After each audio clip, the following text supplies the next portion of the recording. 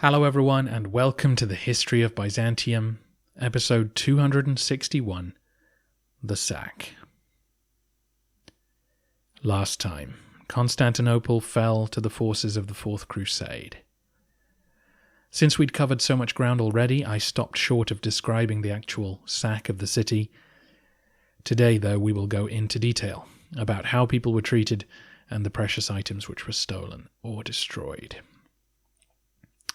As sad a story as I think this is, I often find on the internet that the sack of Constantinople is described as a crime against humanity, or one of the greatest tragedies in human history, or words to that effect. I don't think that's the case. Many great cities have fallen over the centuries, and as special as New Rome is to us, I think those statements go too far. I should say, though, that in both today's episode and our next one, I will be talking about sexual assault and enslavement in some detail, so keep this away from sensitive ears. The sack of any city is a horrible affair. There's no doubt that innocent men were murdered and tortured, and that women were raped. It might seem futile after that sentence to claim that one sack is worse than another, but I'm afraid they are. The Latin capture of Constantinople was far more genteel than most of the sackings which the Romans handed out in their heyday. Why was this? Before the final battle, the Crusaders went through various religious services to cleanse them of sin. During these proceedings, the men all swore an oath to abstain from sexual assault and attacks on religious buildings and priests. Many broke these promises, particularly when it came to attacking church property, but these oaths and the fact that this was ultimately a pilgrimage did have a restraining effect on men's behaviour. Three other factors helped curtail the violence. First, the Romans had surrendered. There was no formal resistance anymore. When the Latins first broke into the city, they killed anyone they found, because this was war, and they had to do whatever it took to gain a foothold inside the walls. But now that the fighting was over, the Latins could plunder the physical contents of the city without the slaughter that often accompanies a sack. Second, Easter was approaching. Traditionally, generals allowed their men a certain period of time to ransack an enemy city before restoring discipline. A few days after entering Constantinople, it happened to be Palm Sunday, which gave the leaders and priests a natural excuse to bring everyone to heel. Finally, the Latins intended to stay and take over the Roman state. So the two imperial palaces were left in good condition, and those inside were protected. The infrastructure of the city was also untouched, and though the people were terrorized, they were now the Crusaders' subjects rather than their slaves. Most of them, anyway. Niketas Choniates is the only source who mentions the crimes perpetrated against the Roman people. Understandably, the Latin writers don't dwell on it. Though neither really does Choniates. Though he dedicates pages and pages to a lament for the loss of the city, I'd characterize that as a lament for the fall of Roman civilization, rather than for the suffering of those living in the city. He says that priests were robbed and churches ransacked. He says that people were beaten, humiliated, raped, and enslaved. He also says that the Latins did not spare nuns from their attention. Which may be true, but the rape of nuns is something which is mentioned in almost every single description of the sack of Roman cities across Byzantine history, to the point where you wonder if it's just a literary convention used because of the unique horror of the thought. I have no desire to be an apologist for the men of the Fourth Crusade, but the rest of Choniates' text reveals a very different kind of sack than what we might expect. Obviously, the Latins went door to door demanding people hand over any possessions of value, and those who refused were treated poorly. but he acknowledges that those who handed it over were left alone, and that after a few days anyone who wanted to leave the city was allowed to do so. They would be inspected as they passed by to see if they were trying to sneak anything shiny out with them, but otherwise they were free to go. Choniates was a rich man in his late 40s by this point.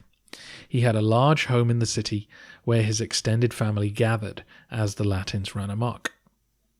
Niketas also had a good friend, a Venetian wine merchant, who came to his aid. This man bravely put on armour and stood outside the house, warding off looters by saying that he had claimed this house for himself. The ruse could only last for so long, though. After a few days, the whole household moved to another Venetian residence to avoid detection. In the night, all of their slaves abandoned them. Afraid that their whereabouts would be revealed, they made the decision to leave the city. The next morning they tiptoed out onto the streets and headed for the land walls. They were a particularly vulnerable group. There were no young men amongst them, and they had to carry a small child and a baby in their arms. Choniates' own wife was also pregnant. The only physical item of value they carried was the manuscript of Niketas' unfinished history. They adopted a sort of formation with the most vulnerable amongst them in the centre of the group, and they rubbed dirt on the faces of the young women to try and disguise their beauty. As they made their way towards the Golden Gate, a soldier spotted one of the girls and dragged her away. She was the daughter of a judge who was knocked to the ground as he tried to intervene. He called out to Choniates to do something. Niketas abandoned the group and chased after the soldier who was dragging this young woman away. Without hope of intervening himself, Choniates called out to some passing Latin troops. He implored them to help, reminding them of the oaths they had taken. Since this was after the period of looting, these men were fully in control of their faculties and responded to the call.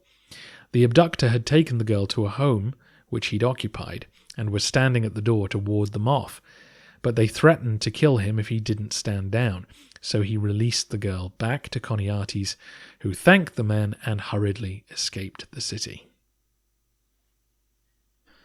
So from Choniates' own history, we hear a story whose happy ending is entirely down to Latin chivalry. Of course, it also features a man taking a woman away to a life of slavery, but it fits with the Crusader accounts, where we hear of several soldiers who were hung for disobeying the order to stop looting. Another story comes from a Byzantine nobleman called John Messarites, who had taken holy orders and resided at the monastery of St. George of Mangana. He was living an ascetic life, and when the Crusaders burst in, he refused to respond to them, saying nothing in the face of their threats. This greatly impressed the Latin lord who took over the building. He left John in peace, and John's writing reveals that several other members of his family survived after taking refuge in the Hagia Sophia. So clearly, the Crusaders were acting with far more restraint than the vast majority of conquering armies across history. That doesn't make the sack of the city any less sad, but if you imagined Constantinople being reduced to a pit of mindless violence, then think again. Just to follow Choniates a bit further, his party made their way to Salimbria, a town in Thrace. As they traipsed through the countryside, their once fine clothes covered in dirt, they were mocked by the locals. Several farmers called out to them, asking how it felt to be poor now, and generally rubbing their nose in their predicament. Niketas noted with bitterness that these people had not yet been subjected to Latin rule and would soon change their tune. At Salimbria, an exile community formed where Choniates lived for 2 years. His connections seem to have kept him fed, and he was able to follow the news and continue his history. He would return to Constantinople briefly in 1206 AD. We'll hear more about him when the narrative resumes. Back to the city then. Choniates complains, understandably, about the despoiling of churches. Despite their vows, I'm pretty sure all the Latins understood that churches would be targeted. Many of the Crusaders had visited Constantinople during the period when Alexius Angelos was in charge. They had seen the riches which Byzantine churches hoarded, the gold vessels used in services, the expensive cloths covering the altar, icons framed with silver. Sanctity was not going to save these places. The Latins were told by their own priests that the Byzantines were schismatics and did not deserve the richly adorned churches which they worshipped incorrectly in. The greatest prize of all was the Hagia Sophia. Choniates describes at length the dismantling of the expensive church furnishings which sat proudly in the Cathedral of Orthodoxy.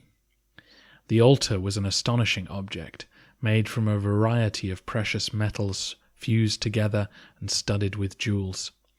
It was pulled apart so that its wealth could be divided amongst the conquerors. The ciborium, or canopy, which stood over it was solid silver. The altar screen and ambo, or pulpit, were both covered in silver and gold plate. Between these furnishings and the vast collection of liturgical vessels, the Hagia Sophia yielded a rich harvest. The Crusaders brought in pack animals and carts to remove all the precious metal. Niketas bemoans the excrement which covered the marble floors, along with blood when one animal tipped over. He also claims that a prostitute sat on the patriarch's throne and did a lewd dance for the amusement of her employers. Meanwhile, over at the monastery of the Pantocrator, where John and Manuel Komnenos were buried, dozens of relics had been stored for safety. While the rank and file were hacking away at the gold and silver, a French abbot named Martin decided to protect these valuable relics by removing them all to his ship. His biographer details how he intimidated the aged clergy of the monastery, making them show him the relics and identifying them. Then he and his subordinates wrapped them up in their habits and fled for the harbour. Down the road at the Holy Apostles, the tombs of the Byzantine emperors were thrown open and picked clean. Choniates says that they found gold ornaments, pearls, and gems amongst the skeletons. Which is interesting, isn't it? Because it was Choniates who told us that back in 1197, Alexius Angelos Komnenos had ransacked the mausoleums in order to find the cash to pay off Henry VI when he demanded that the Romans fund his trip to Jerusalem. Clearly the former emperor had not actually needed to empty the sarcophagi of all their treasures. Niketas also says that when the Latins opened Justinian's resting place, they were shocked to find that he had not fully decomposed, but that they ignored this miracle and robbed him anyway. I'm not aware that the Romans attempted to preserve their dead like this, so I assume this is just a story to indicate the Latins' lack of care for either the living or the dead. All this loot was meant to be gathered in a central location and distributed according to the agreements made before the siege, though some sources claim that individual crusaders kept back plenty for themselves. Based on what we're told, the total loot may have added up to 400,000 or even 500,000 marks, far more than Alexius Angelos had promised to pay. But as I said at the time, what price were you really paying by tearing your own churches apart to appease your so-called allies?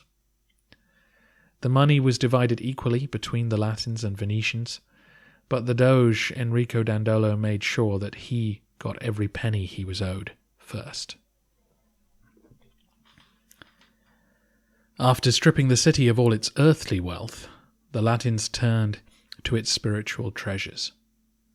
Abbot Martin was not the only one who had an eye for relics. Constantinople was a storehouse of Christian superheroes. The bones of saints and martyrs had been requisitioned over the centuries and housed in churches across the length of the metropolis. Stories were often told of the miracles which these relics performed and the protection which they offered the city. Now, though, these special items were free to be wrenched from their homes, since the Crusader victory proved the Byzantines unworthy to possess them. Over the next few years, the Latins would send a stream of religious items home. Some saints' bones were taken to churches dedicated to them in Western Europe, while others were gifted to monasteries and other patrons who had supported the Latins in their quest. Bishop Conrad of Halberstadt returned home with a drop of Christ's blood, a fragment from the true cross, as well as the skull and elbow of St. Stephen. Bishop Nivelon of Soissons took home pieces from St. Thomas, St. John, and St. Mark, as well as a belt which had belonged to the Virgin Mary and the staff of Moses. Enrico Dandolo sent home some of Christ's blood, the arm of St. George, a piece of St. John the Baptist's skull, and the bodies of St. Lucy and St. Agatha. Baldwin of Flanders sent to the Pope another drop of Christ's blood and a piece of the true cross. Then he sent the King of France Christ's suckling clothes, some of his hair, the purple garment Jesus wore before Pontius Pilate, and a rib of the Apostle Philip. Peter Capuano, the papal legate, sent off pieces of St. James, St. Philip, St. Helen, and St. Victor to various places. The list goes on and on. The Latins were aware that such a list stretched credulity, so a great effort was made to authenticate these relics and to prove that their acquisition was justified. I forget, unfortunately, which scholar pointed this out, or if I mentioned this on the podcast before, but 99% of medieval people would have had no concept of BC and AD dates the way we do, or any sense of just how long ago Jesus lived, or how long before him Moses had walked the earth. So these claims around these bones and physical items seemed much more plausible than they do to us. What this list tells us is that Constantinople's antiquity was so impressive that the Latins fully believed they had conquered something special. The loss of so much spiritual treasure was a huge blow for Byzantium.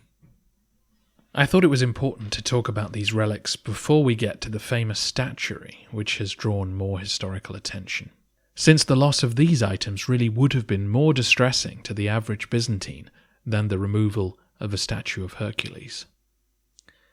Many Romans went on pilgrimage to their capital to venerate the saints whose stories lit up their spiritual life. For someone living in the provinces, whose only image of a saint was a small icon in their local church, a visit to Constantinople would have been utterly magical. To see huge, beautifully painted frescoes or elaborate mosaics portraying these holy figures high above them, and then to kneel before their tomb, knowing that their bones were inside, was a transcendent experience. In the future, saints' relics will mysteriously reappear in the Roman capital, but for Choniates' generation there was a desperate sadness to see these guardians of orthodoxy disappear over the horizon. There's an interesting footnote to this story. In 2004, to mark the 800th anniversary of the sack, 2 relics were returned to Istanbul. Pope John Paul II presented the bones of John Chrysostom and Gregory Nazianzus, both 4th century bishops, to the Greek Orthodox Patriarch. You can see these relics in the Church of St. George in Istanbul, a regular stop on the History of Byzantium podcast tour. Even though the Pope gave these relics to the Orthodox as a gesture of reconciliation, there was still wrangling about what the return meant. The Catholics were not willing to say that these were stolen items being returned to their rightful home. The handover was described as a return, not a restitution. Finally, then, we come to the famous statues which decorated the public squares of Constantinople. Choniates made a list of them at the end of his history. To a highly educated man like Niketas, it was clear that these statues were priceless works of art. The craftsmanship which brought humans and animals to astonishing life had been lost long ago. Visitors to Constantinople would stand open-mouthed at these sometimes giant depictions of great men and myths frozen in action. It wasn't just the bones of dead men which seemed to possess supernatural powers. These statues regularly provoked wild, superstitious reactions. On more than one occasion, the population of Constantinople demanded that a statue be toppled or defaced because rumour had spread that they were harbingers of doom. While down at the Hippodrome, the Spina, the dividing barrier down the centre of the racetrack, was littered with dozens of depictions of men and beasts. More than one foreign visitor speculated that these characters had once been alive and had been frozen in place by Roman magic. The loss of this statue collection is desperately sad. The sense of disappointment compounded by the fact that the Latins used their base metals simply to mint coins to pay their men. But we should caution against those who talk about this as a crime against humanity. Naturally, there is poignancy to this last collection of Greco-Roman art falling to the furnaces of medieval ignorance. But as much as we hate and regret the thought, we must ask ourselves how many famous works of art did the Romans destroy during their 2 millennia of dominance? The Christians had destroyed pagan temples for fun back in the 4th and 5th centuries, and of course most of the fabulous art decorating Constantinople was forcibly moved there by Constantine and his successors. Just because this was the last loss of great antique art does not make it any more tragic than those beautiful sculptures toppled by other armies across time. So, with that in perspective, what was lost? Choniates chose to record the statues which seemed to him to need to be recorded in prose, now that their beauty was lost forever. He describes a giant statue of Hera, the wife of Zeus, which stood in the Forum of Constantine, claiming it took 4 oxen just to cart her head away. He bemoans the loss of a giant pyramid-like structure which lay to the west of the Forum. It was elaborately carved with images and had a weather vane on the top. From the Forum of Theodosius, the Latins melted down a huge equestrian statue of the Emperor Honorius, though Choniates didn't know who it was meant to be. Down at the Hippodrome, he mourns for the loss of a gigantic depiction of Hercules. He claims a man's belt could only just fit around the thumb of the greatest of the Greek heroes. Supposedly the statue was the work of the famous sculptor Lysippus from the 4th century BC, but even if it wasn't, the work was of a similar quality. Across the spina of the Hippodrome, a string of impressive figures were lost. The most elaborate showed the Scylla attacking Odysseus' ship from the famous scene in the Odyssey, while the simple image of a man leading a donkey was supposedly commissioned by Augustus after the Battle of Actium.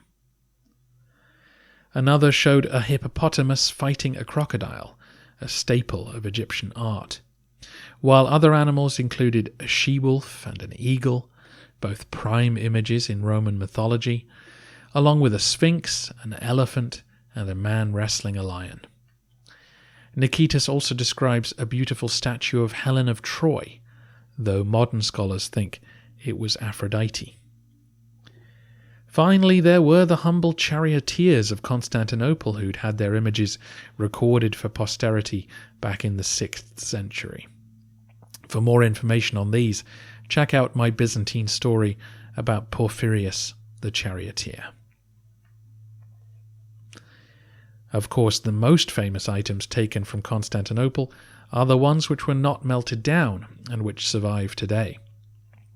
Chief among them are a quartet of bronze horses yoked together, ready to pull a chariot in the races. This was not considered one of the great statues of antiquity. Choniates doesn't mention it.